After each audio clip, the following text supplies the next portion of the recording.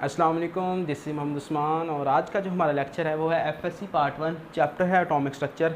Topic का नाम है measurements of charge on electron. तो आज हम ये स्टडी करने वाले हैं कि साइंटिस्ट ने किस तरह से इलेक्ट्रॉन का चार्ज मेजर किया और मास ऑफ इलेक्ट्रॉन किस तरह से पता चला हमें।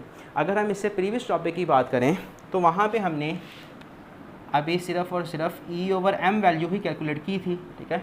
E/m वैल्यू का आंसर हमारे पास जो आ रहा था वो आ रहा था 1.75 multiply by 10 power 11 coulomb per kg। और ये मेजर किया था किसने? जे थॉमसन ने।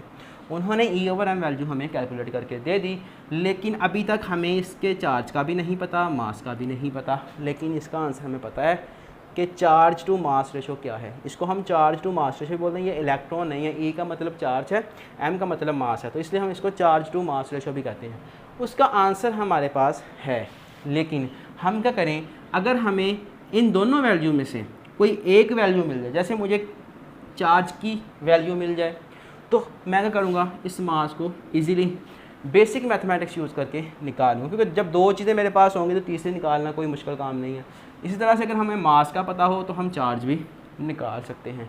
तो यहाँ से अगर हमें चार्ज को फाइंड आउट करना है, ठीक है, तो हम क्या करेंगे, मिल्कन आयल ड्रॉप एक्सपेरिमेंट को स्टडी करेंगे कि इन्होंने इलेक्ट्रॉन पे चार्ज जो था वो मेजर किया था। तो क्वेश्चन दो तरह से पेपर में आ सकता है, ठीक है। एक तो है measurement of charge on electron, दूसरा मिल्कन आयल ड्रॉप एक्सपेरिमेंट।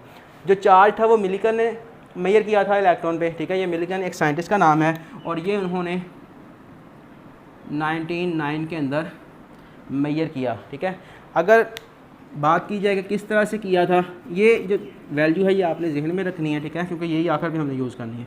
तो बच्चों, इन्होंने एक मेटेलिक चैम्बर लिया, ये जो आपको नज़र आ रहा है, ठीक है, ये क्या एक चैम्बर है जो कि मेटल का बना हुआ है। अगर इसके पार्ट्स की बात करें तो ये क्या है, एक एटॉमाइज़र है, ठीक है। ये क्या है, एटॉमाइज़र है, इसका नाम क्या है, एटॉमाइज़र।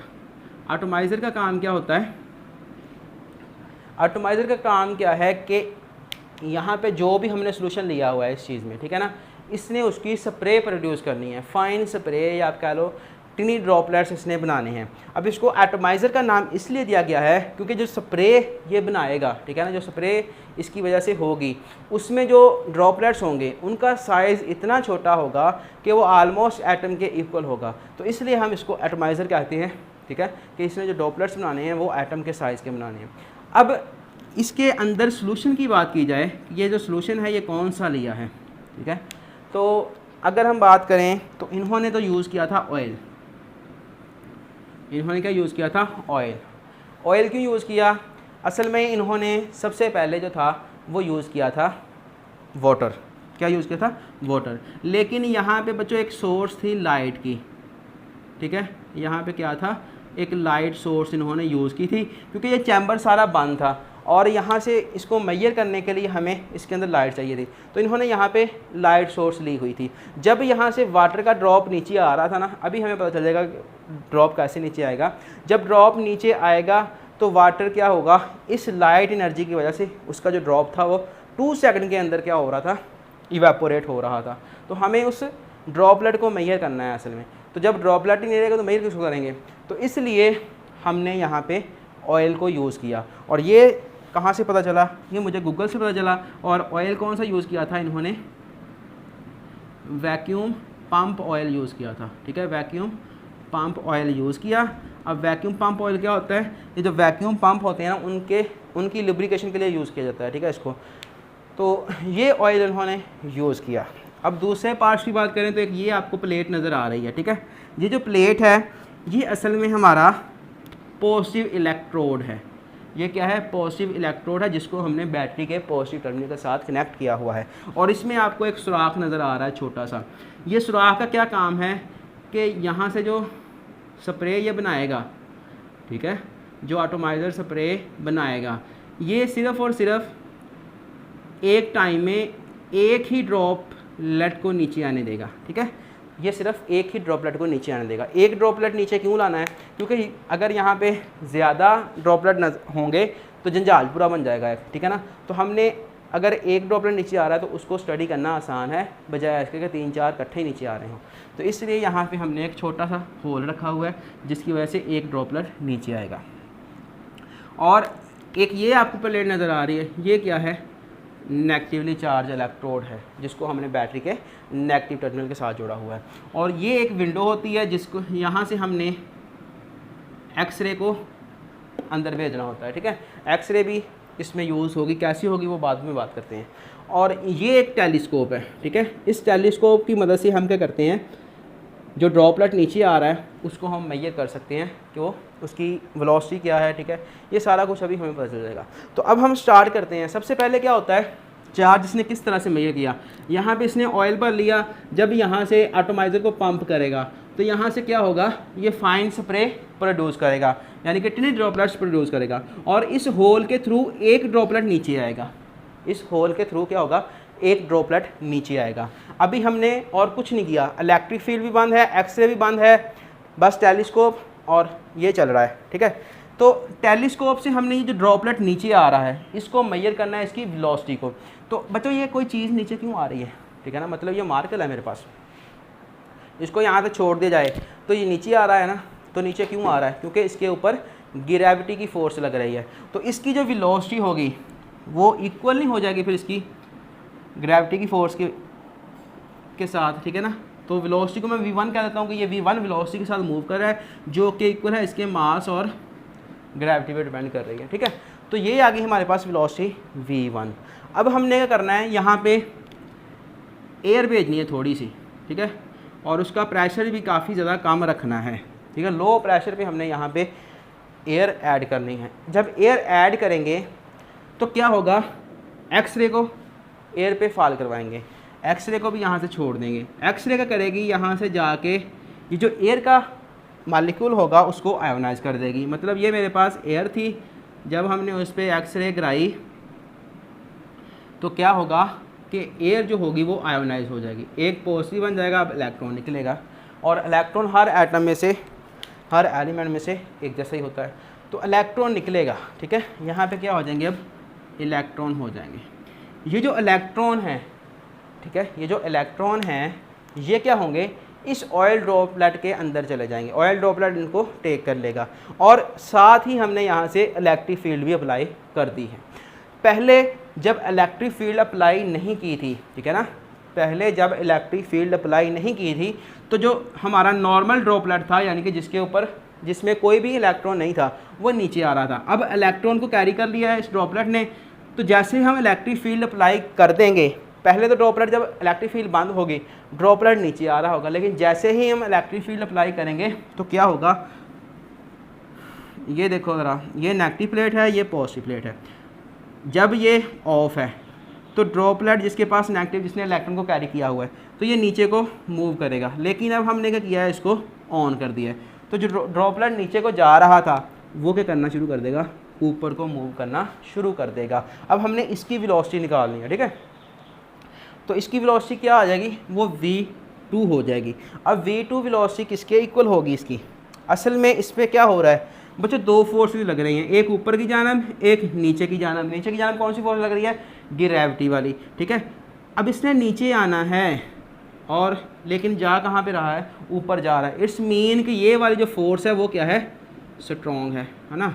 ये वाली फोर्स क्या है, वो ज़्यादा अच्छी है, ज़्यादा मजबूत है, जिसकी वजह से ये ऊपर जा रहा है। तो अगर हमने इस फोर्स को निकालना हो, इस फोर्स को मैंने निकालना है, ठीक है, तो वो मेरे पास किसके इक्वल आएगी, इसमें से ये वाली फोर्स माइनस कर दो, मेरे पास ये वाली फोर्स आ जाएगी ना। मतलब देखो ज़रा, ये हमारा ड्रॉपलेट था जिसके पास नेगेटिव चार्ज था, ठीक है, हमने इलेक्ट्रिक फील्ड अप्लाई कर दी तो ये ऊपर को मूव करना शुरू हुआ, लेकिन ग्रेविटी की फोर्स तो इसको नीचे की तरफ खींच रही है। तो अगर मैंने ये वाली ऊपर की तरफ जो फोर्स लग रही है इसको कैलकुलेट करना हो तो वो कैसी होगी कि इस फोर्स में से, जो ऊपर की तरफ है उसमें से ग्रेविटी की फोर्स माइनस कर दो, तो मेरे पास जो ऊपर की तरफ फोर्स लग रही है वो एग्जैक्ट फोर्स आ जाएगी, नेट फोर्स आ जाएगी, ठीक है। तो v2 हमारी इक्वल हो जाएगी F माइनस mg के। ये F क्या है, ये वाली फोर्स है जो ऊपर की तरफ लग रही है, इसमें से ये वाली फोर्स माइनस कर दो तो हमारे पास ये वाली एग्जैक्ट फोर्स आ जाएगी। अब ये वाली फोर्स कहाँ से आएगी, तो हमने एक फिजिक्स में इलेक्ट्रिक फील्ड इंटेंसिटी का फार्मूला पढ़ा है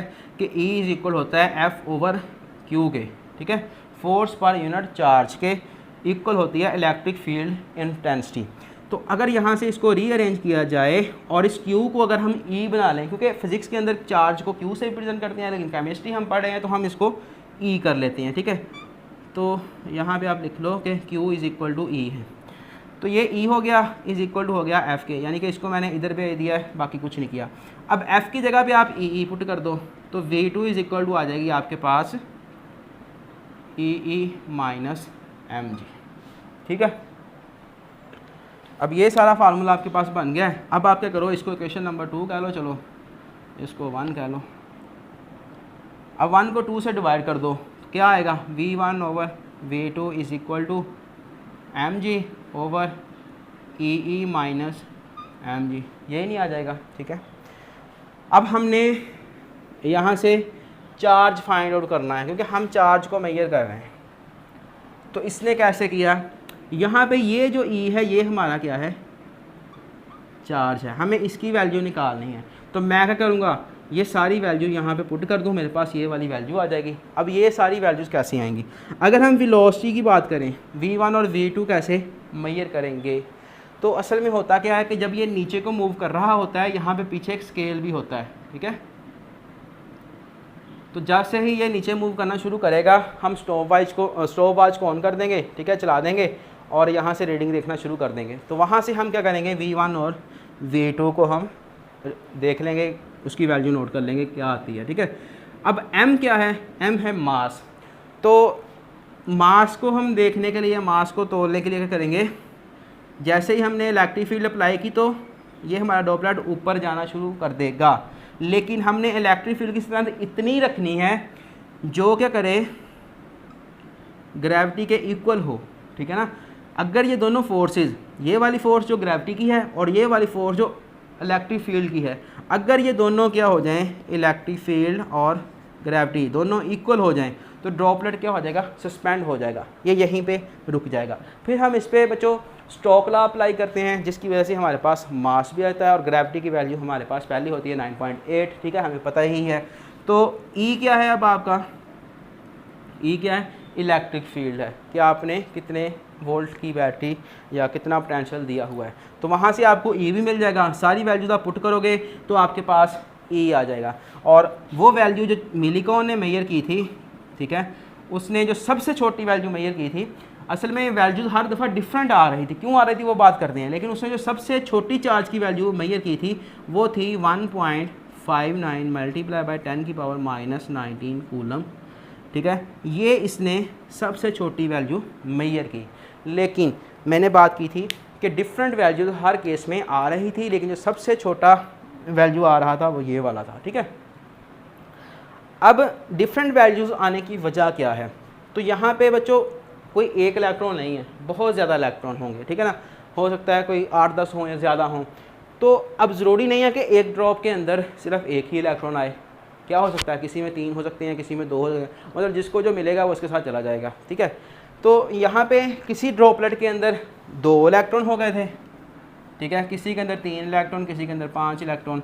तो इसने देखा जो सबसे छोटी वैल्यू है वो ये वाली है, तो सारी जितनी वैल्यू भी आ रही थी वो इसी वैल्यू का होल नंबर मल्टीपल थी, या आप कह लो कि इंटेग्रल मल्टीपल थी। मतलब अगर 2 इलेक्ट्रॉन के केस में देखा जाए तो 2 से मल्टीप्लाई कर दो 1.59 मल्टीप्लाई 10 की पावर माइनस 19 कूलम को, तो ये वैल्यू आ रही थी। अगर 3 इलेक्ट्रॉन कैरी किए थे तो यहाँ पे 3 आ रहा था इस वैल्यू के आगे, और अगर 5 इलेक्ट्रॉन थे तो 5 मल्टीप्लाई बाय ये वाली वैल्यू। तो इस तरह से उसने देखा कि सारी की सारे जो हैं वो इस वैल्यू का होल नंबर मल्टीपल आ रहे हैं। तो इसने जो सबसे छोटा चार्ज मेजर किया वो ये वाला था, और यही क्या था, उसने समझ लिया कि ये क्या है, सिंगल इलेक्ट्रॉन की वजह से आ रहा है। तो ये होता है चार्ज ऑन इलेक्ट्रॉन। किस तरह से मेजर किया ये हमने डिटेल से देख लिया, और ये मेजर किसने किया था, मिलिकॉन ने। इसके बाद की बात करें, जब ये तो था ना 1909 के अंदर इसने मेजर किया, काफ़ी आसानी से, काफ़ी इजी स्टेप इसने यूज़ किए। लेकिन इसके बाद जब रिसेंटली इलेक्ट्रॉन का चार्ज मेजर किया गया तो वो वैल्यू आई 1.60 मल्टीप्लाई बाई 10 की पावर माइनस 19 कूलम। वो भी क्या आई, बिल्कुल एक जैसी थी, तकरीबन एक जैसी है ना। यहाँ पे 59 है, इस 9 को अगर आप राउंड अप कर दो तो क्या हो जाएगा, यहाँ पे 6 आ जाएगा। तो ऑलमोस्ट क्या है, दोनों ही इक्वल हैं। तो ये होता है दुनिया का सबसे छोटा नेगेटिव चार्ज, यानी कि इलेक्ट्रॉन क्या है, दुनिया का सबसे छोटा नेगेटिव चार्ज है। इससे छोटा कोई भी नेगेटिव चार्ज नहीं होगा, ठीक है। तो इस तरह से ये सारा कुछ मेजर किया मिलिकन ने। अब बच्चों हमने एक दूसरा टॉपिक जिसका नाम है मास ऑफ इलेक्ट्रॉन, वो किस तरह से मेजर करेंगे ये देखना है। तो इससे पहले मैंने आपको बताया था कि E/m वैल्यू हमने कैलकुलेट कर ली थी। तो अगर हमें दो चीज़ें मालूम हों तो तीसरी चीज़ हम इजीली निकाल सकते हैं। E/m की बात करें तो वो था 1.75 मल्टीप्लाई बाय 10 की पावर 11 कूलम पर kg, ठीक है। E की वैल्यू हमारे पास आ गई, कितनी आई थी 1.59 मल्टीप्लाई 10 की पावर -19 कूलम। M अभी हमारे पास नहीं है, इसको हमने निकालना है,